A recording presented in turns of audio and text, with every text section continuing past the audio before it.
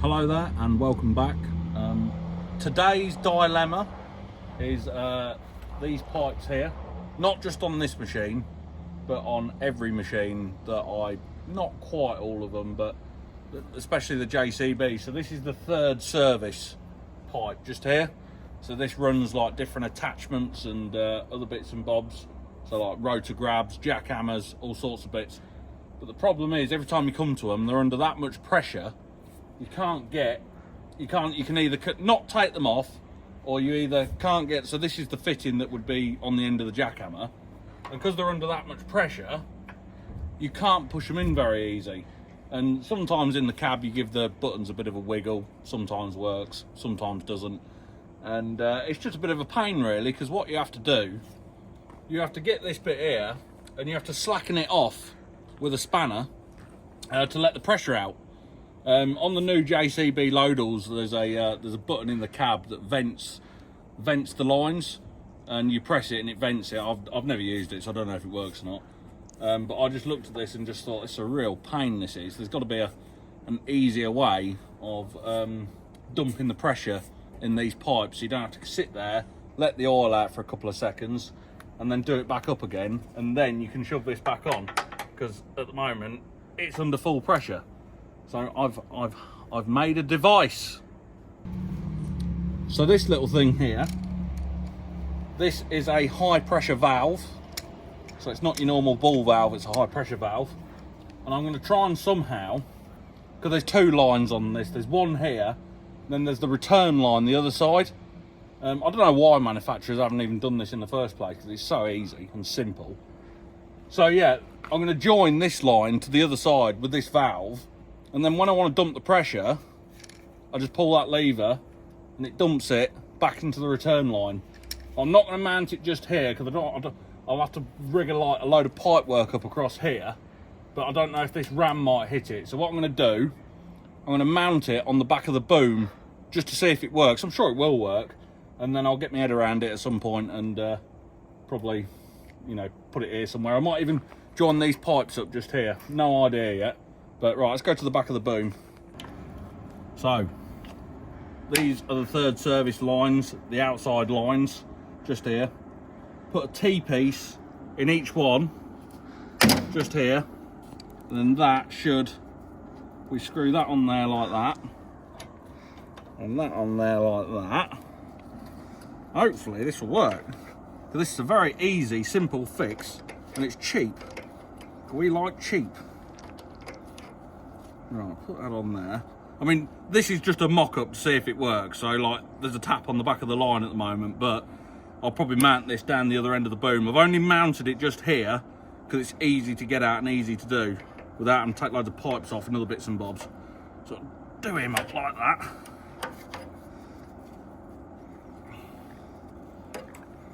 Just there. And if this works, I'll probably put it on the JCB as well. Because then the one on the JCB, the two lines are next to each other. We'll have a look at it in a minute. So on the JCB, these are the third service lines, and they go down just here. These are for the quick fit for the bucket. But they come down here, and they go to these pipes here. And if these are ever completely, under pressure, you get a spanner on there, slacken it off, and just do it back up. I mean, I might be wrong. Someone let me know in the comments how they do it, because that's how I have to do it, and that's how I see everyone else doing. Is there actually a way to dump the pressure out the lines? Unless it's on a manual machine, because obviously this is electronic joystick, you can't dump the pressure, whereas like a machine that's got like normal old school manual joysticks that are like wire control, you can dump the pressure, whereas these ones you can't. So what I'll probably end up doing on this is joining these two pipes together and putting that tap just there. So when I want to plug something on, just pull the tap, and then just plug it onto it, and then when I'm done, just pull the tap the other way so it's not diverting the oil back into the returns line.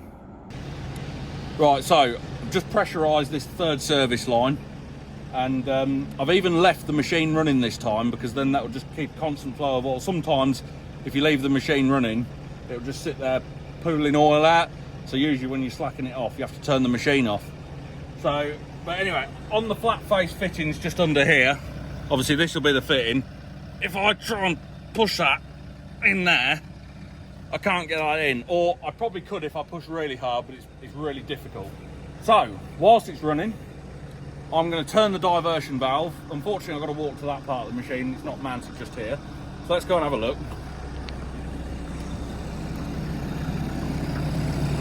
So this valve, all I'm going to do, turn it like that so the oil coming up here then gets diverted and goes back into the return line, so it dumps the pressure out of the third service line. And we come back this way,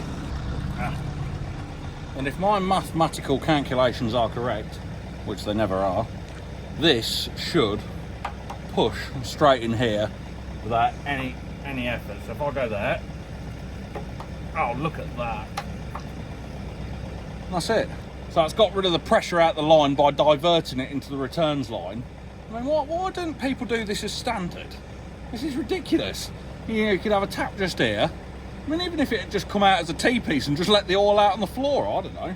But yeah, if I want to get this off, easy off. And then when you want to take, sometimes, when you've got like the big jackhammer on the end here, I've been using to dig Colin's hole, sometimes you can't get it off because the lines are under so much pressure, and then you have to get back in the cab and just give it a bit of a wiggle just to, you know, get a bit of pressure out. But then the lines can still have a bit too much pressure in, so next time you come to put them on, you still can't get them on. So by doing this, it's hopefully, I mean, I don't know what people think to this. What do you think to this?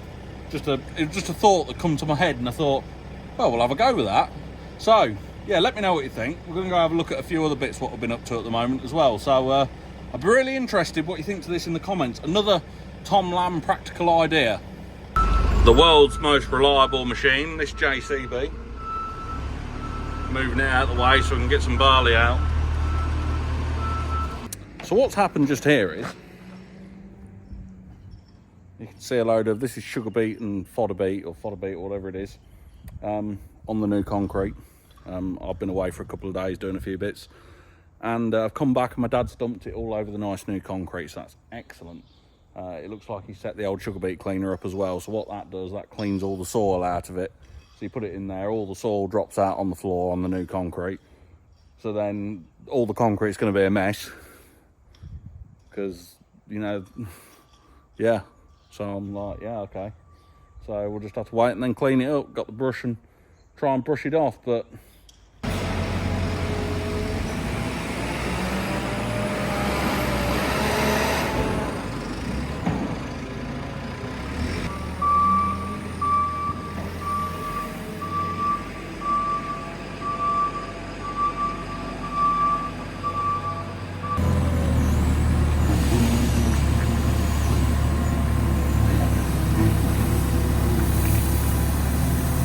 What it also means as well, there's going to be a big heap of sugar beet or fodder beet in the middle of the yard, so that we're going to have to try and drive around it all now to get round there, to get round there. So instead of doing it in one of the fields around or anywhere like that, we're just going to dump it just here. You know, that's such a good idea.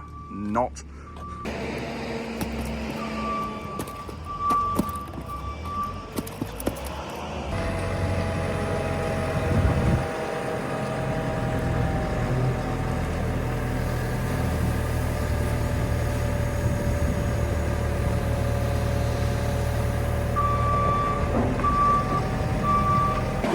So I've just come back, and it seems the sugar beet cleaner's all dropped to bits.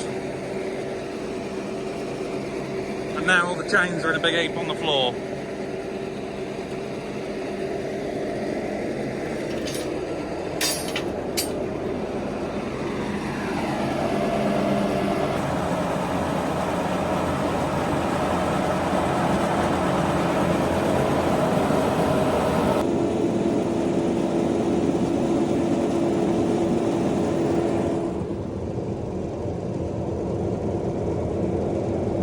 Roll in some barley for animal feed.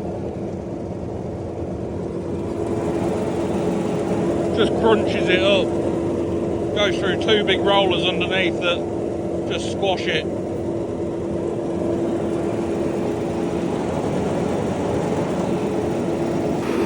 Just going to back it up a bit more.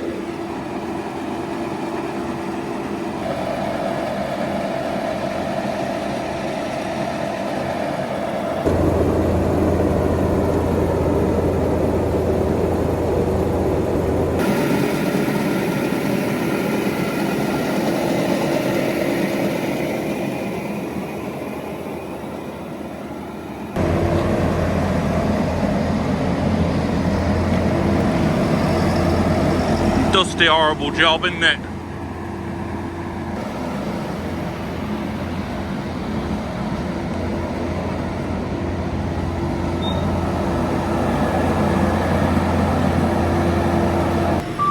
Getting dug into this shed now.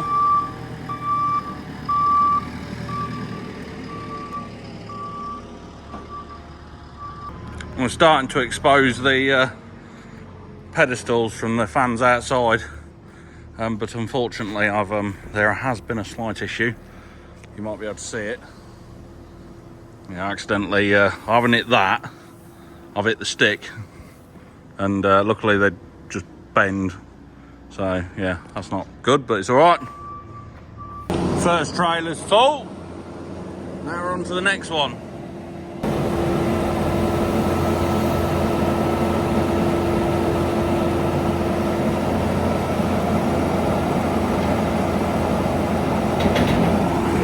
This chap's a contractor, Hurst from over near Market Harbour. He comes once a year and rolls like 40 tonne for us.